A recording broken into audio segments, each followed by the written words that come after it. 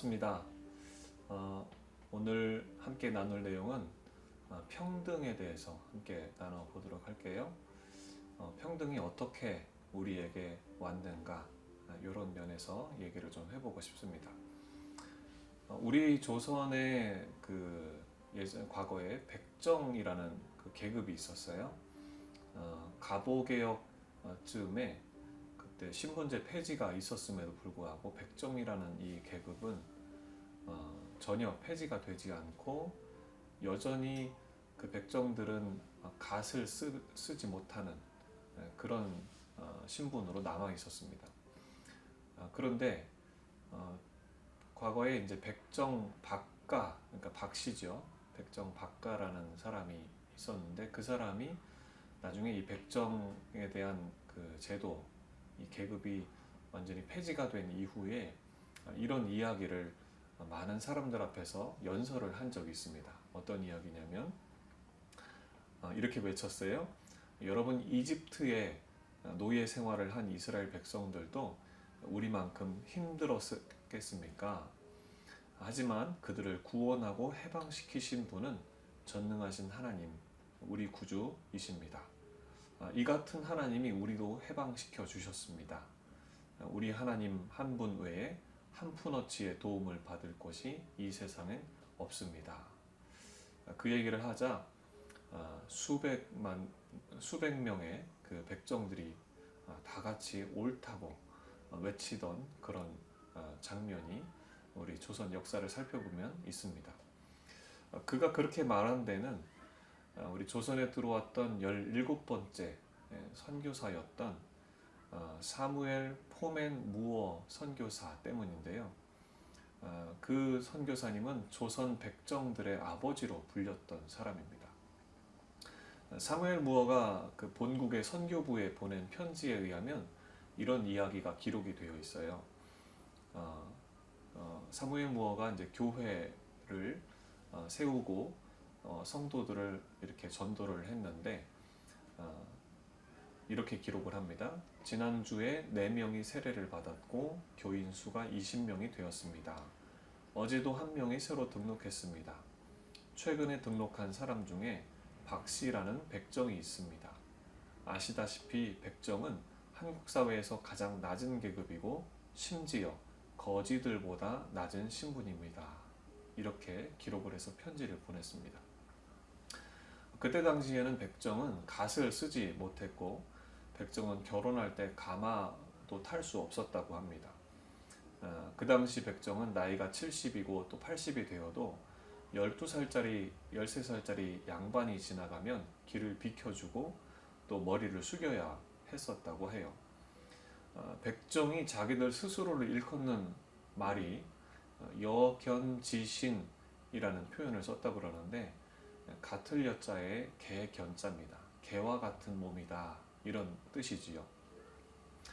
그런데 그런 그들에게 가장 한탄스러웠던 것은 뭐냐면 그 원통한 신분을 대물림해 줘야 했다는 거예요. 성경에서 그 선교사님이 성경을 가르치면서 이야기했던 것은 사람은 누구나 왕이나 귀족이나 천민이나 하나님 앞에 다 평등하다 하는 개념이었습니다. 물론 그 즈음에 가보개혁이 일어났던 것처럼 우리나라 조선 왕조를 지켜오던 그 봉건 질서의 변화가 있었지만 백정들만 끝까지 갓을 쓰는 게 허용되지 않았다고 합니다. 그래서 이 사무엘 뭐 선교사님이 백정들에게 갓을 쓰게 해달라고 왕께 탄원서를 쓰기도 했다고 해요. 그런데 그게 쉽게 되지 않았습니다.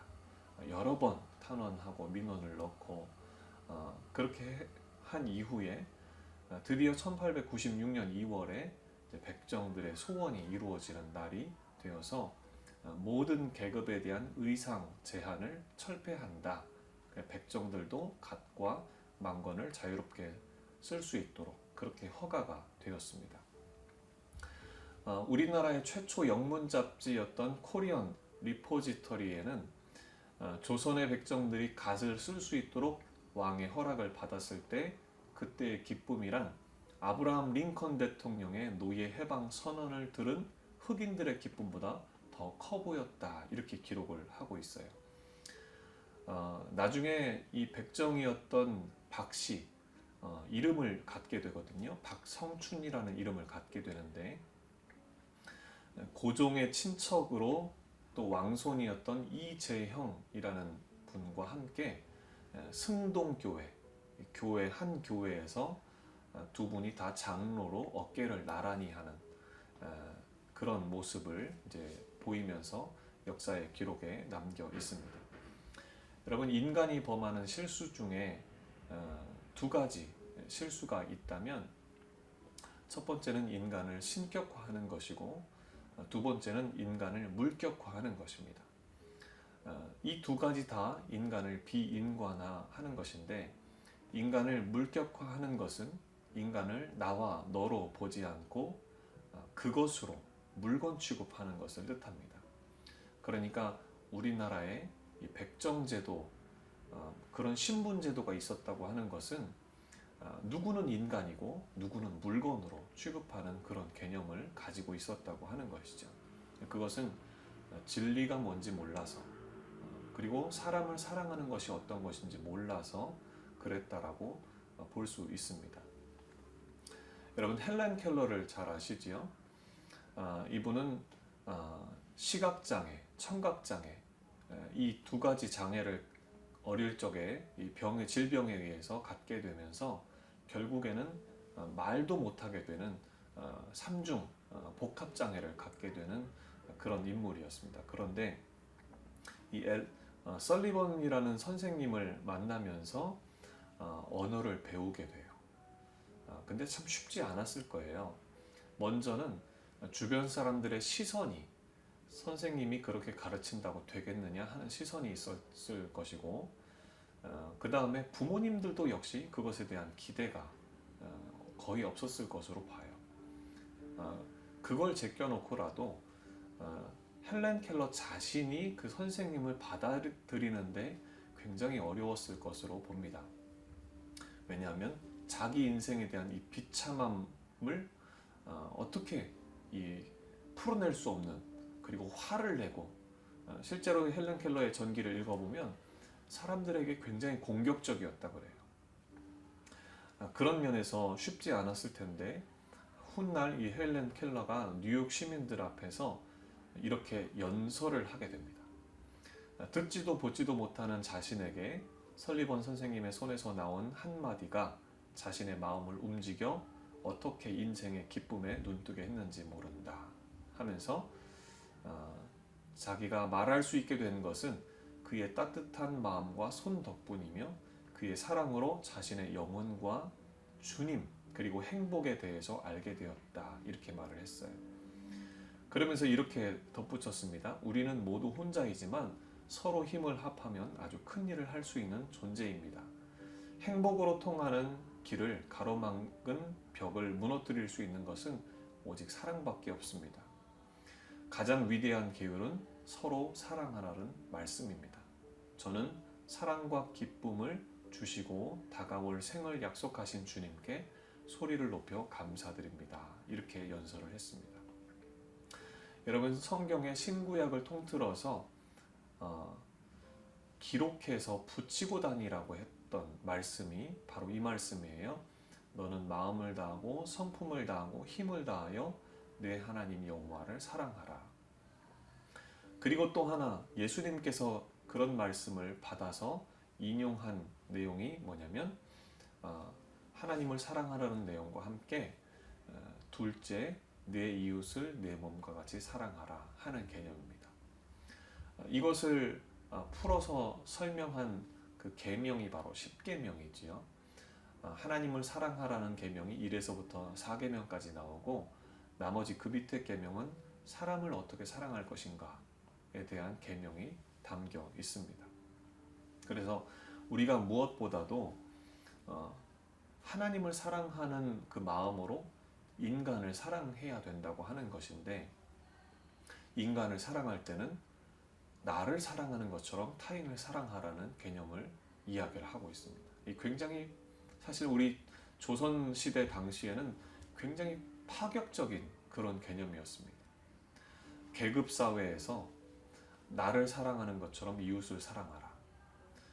백정을 사랑하고 천민을 사랑하고 거지를 사랑하고 하는 것은 하나님 앞에서 누구나 다 동일한 평등한 존재다라고 하는 개념을 보여주는 것이라는 거죠. 그러니까 평등은 어디서 오냐면 하나님을 사랑하고 인간을 사랑하는 이 계율에서 왔다고 볼 수 있습니다.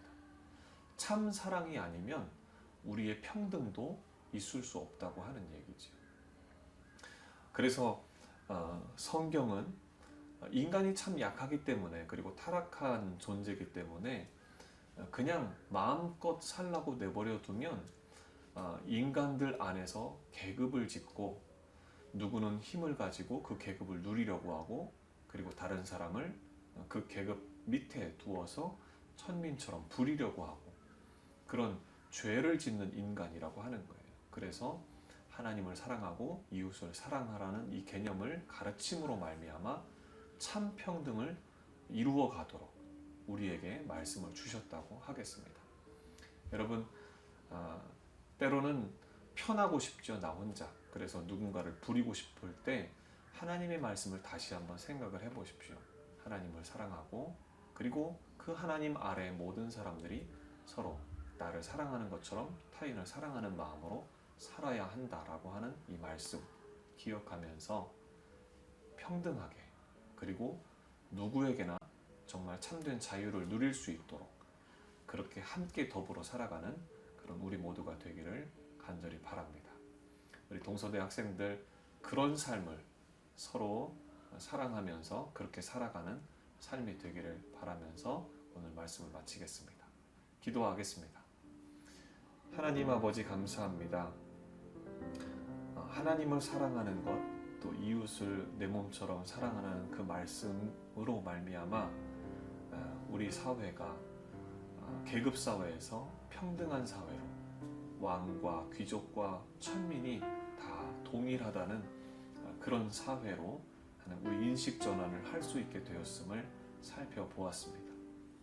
하나님, 장애인도 우리가 그래서 존중할 수 있고 사랑할 수 있음을 또한 생각해 보게 되었습니다. 때로는 누군가를 부리고 싶은 마음이 있을 수 있습니다. 내 힘을 가지고, 그리고 권력을 누리고 싶고, 그럴 때 다시 한번 하나님의 말씀으로 돌아가서 하나님 앞에 우리가 다 평등하고 이웃을 내 몸처럼 사랑하라는 것이 하나님 우리의 삶에 반드시 이루어져야 된다고 하는 것을 기억하며 살게 도와주시옵소서. 그래서 모두가 함께 행복한 그런 삶을 영위하는 우리 동서대 학생들이 다 되게 축복하여 주시옵소서. 감사드리며 예수님의 이름으로 기도하옵나이다. 아멘.